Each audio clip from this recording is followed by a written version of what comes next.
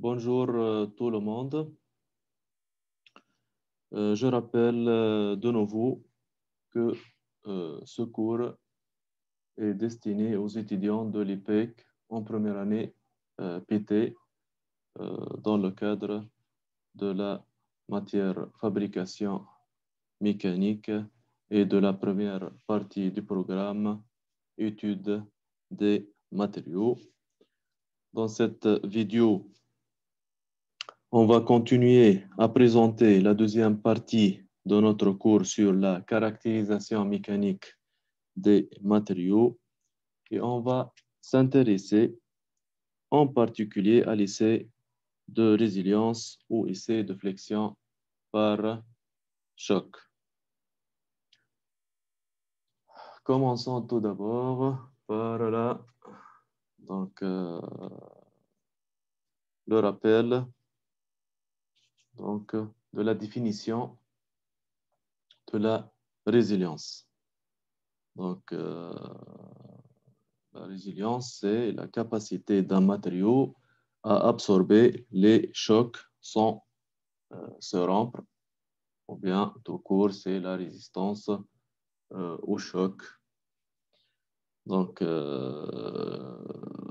Ces essais de résilience peuvent être réalisés sur différents types de machines de conception différentes. Sur cette figure sont représentées par exemple deux machines pour des essais type Sharpie. Ces machines sont composées principalement d'un marteau ou pendule ou mouton pendule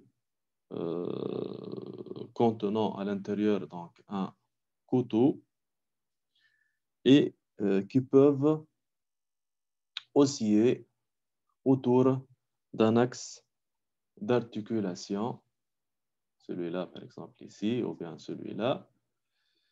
On trouve donc autour de cet axe une plaque graduée, donc celle-là ou celle-là, qui permet de régler la montée du pendule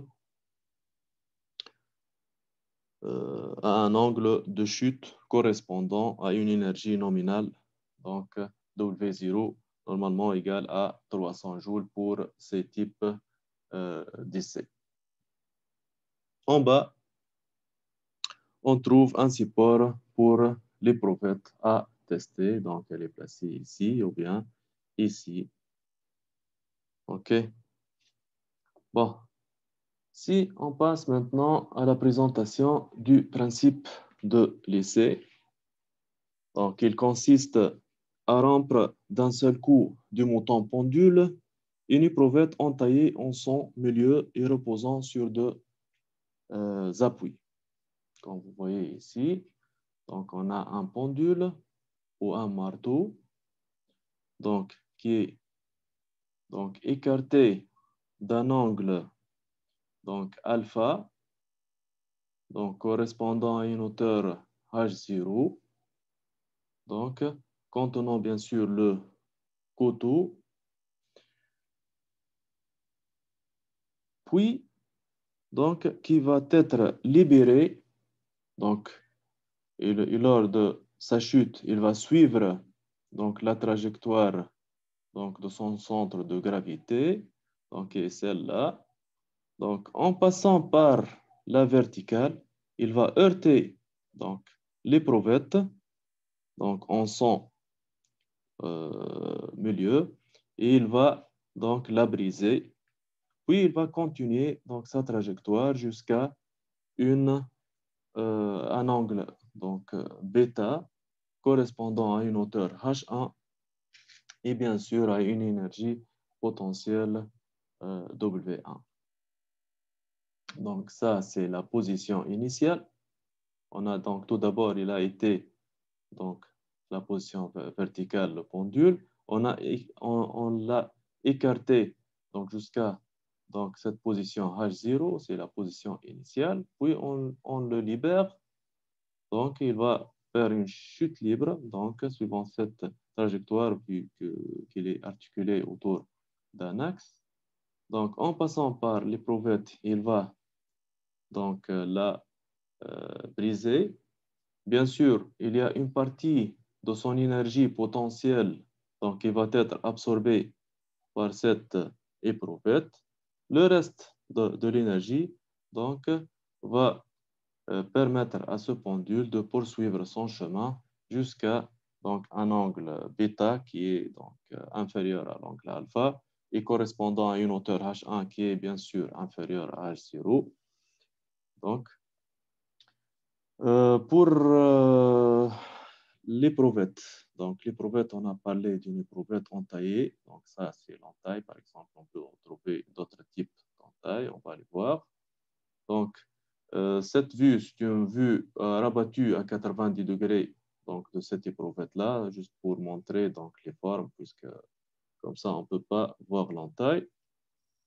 Et ici est représenté donc, le couteau donc, qui va donc, briser donc, l'éprouvette donc, à ce niveau-là, à son milieu. OK. Puis passer. Puis passer. Alors, cet angle alpha, il est appelé angle de chute et l'angle bêta est appelé angle de remontée.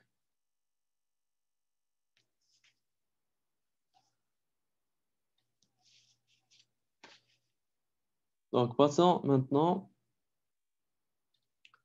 donc, au calcul de la valeur de la résilience. Donc, ce qui nous intéresse en fin de compte, c'est comment on va calculer cette valeur. Donc, la résilience, elle est tout d'abord de symbole général K. Donc, elle est calculée par cette formule-là. Donc, K égale donc, W sur S. Avec W, c'est l'énergie absorbée par l'éprouvette. Et S, c'est donc la section au droit de l'entaille. Donc, commençons par l'énergie W. Donc, comment on a calculé cette énergie? Donc, cette énergie, elle est égale, donc l'énergie absorbée par l'éprouvette, elle est égale donc, à W0 moins W1 avec W0, elle est égale à P, le poids du pendule, multiplié par H0, donc la position initiale. Donc, ça, c'est l'énergie potentielle initiale au départ. Donc, elle est égale à 300 joules pour un essai donc, type Sharpie, par exemple. Donc, moins, donc, ou bien diminuer de l'énergie potentielle du pendule à l'arrivée, qui est W1 égale P, le poids du pendule, multiplié par H1, la hauteur donc, qu'on a atteint donc, lors de la remontée. Bon, maintenant, passons à la section au droit de l'entaille. Peut-être quelqu'un parmi vous donc, il se demande c'est quoi la section au droit de l'entaille. Donc, je vais expliquer un peu. Donc, la section au droit de l'entaille, c'est la section restante au fond d'entaille. Comme c'est celle-là, donc elle correspond à cette partie-là, ou bien à cette partie-là. Si on prend, donc on fait une coupe ici, par exemple, dans cette éprouvette. Donc, la section, on trouve la section AA, donc correspond à 5 ici et 10 ici. Donc ici, donc, on a les éprouvettes. Je veux rappeler que les éprouvettes donc, de résilience, ils sont parallélépipédiques et de longueur 55 mm, donc ils ont une longueur de 55, de largeur 10 et d'épaisseur 10.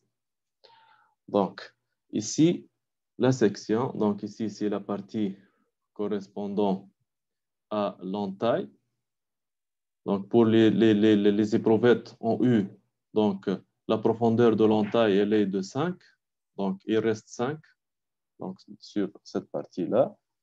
Et la largeur de l'éprouvette, elle est de 10. Donc, la section, si on veut calculer la section maintenant, donc pour ce type d'éprouvette, on va multiplier 5 par 10, on va trouver 50 mm carrés.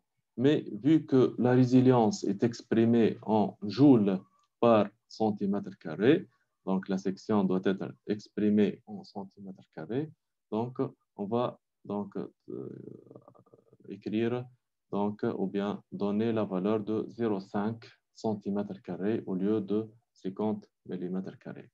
Donc, même chose pour l'éprouvette entaillée en V. Donc, dans ce cas, d'après ces dessins-là, donc on trouve que la partie, ou bien la section au droit de l'entaille, donc, elle est égale à 8 multiplié par 10. Donc, 8 par 10. Ici, on a donc la profondeur de l'entaille elle est de 2 mm. Donc, il reste 8 multiplié par la largeur de l'éprouvette. Donc, ça, c'est la section BB. Si on réalise une section donc BB, donc on va avoir, donc c'est ça la section au droit de l'entaille. Et ça, c'est aussi la section donc au droit de l'entaille pour l'autre type d'éprouvette. J'espère que j'ai bien expliqué. Donc, ce petit cours aujourd'hui. J'espère que vous avez assimilé donc, le contenu de ce cours. Donc, bon, avant de terminer avec vous, je veux préciser quelque chose. Donc, sur ces désignations-là ou ces symboles-là, donc normalement, pour éviter donc,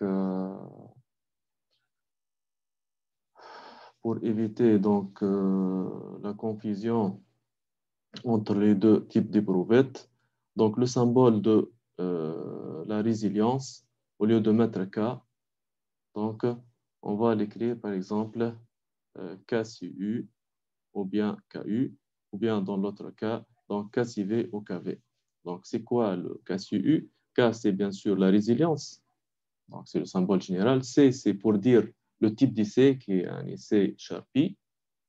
Donc, puisqu'il y a d'autres types d'essais, l'essai ISOT par exemple, il y a d'autres types d'essais. Donc, on s'est limité donc, dans ce cours à l'essai Sharpie qui est le plus utilisé. Donc, IU, c'est pour dire que l'entaille au niveau de l'éprouvette, elle est en forme de 2. Même chose ici. Donc, la résilience, et c'est Sharpie ici, c'est, et V, c'est la forme de l'entaille au niveau de l'éprouvette. Bon, une autre remarque dans le même cadre. Ici, je vous conseille d'utiliser de préférence KCU et KCV et non pas KU et KV, puisque dans d'autres documents, KU et KV représentent l'énergie absorbée W. Et comme ça, donc on peut éviter la confusion entre les deux grandeurs.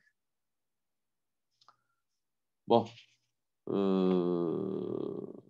me reste donc de vous dire merci pour votre attention et notre cours normalement donc, va s'arrêter à ce niveau.